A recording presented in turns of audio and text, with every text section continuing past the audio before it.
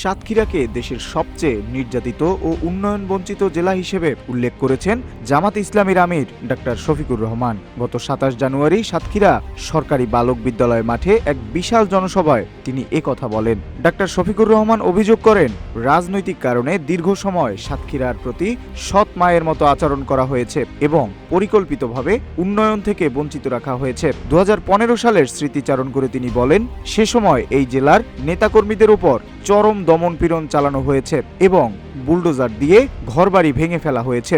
বক্তব্যে তিনি আরও জানান, জামাত প্রতিশোধের রাজনীতিতে বিশ্বাস করে না। ৫ আগস্টের পর নেতাকর্মীদের জানমালের নিরাপত্তা নিশ্চিত করার নির্দেশ দেওয়া হয়েছে। তিনি স্পষ্ট করেন, কোনো ধরনের চাঁদাবাজি বা অন্যায় বরদাস্ত করা হবে না এবং কেবল প্রকৃত অপরাধীদের বিরুদ্ধেই আইনি ব্যবস্থা নেওয়া হবে।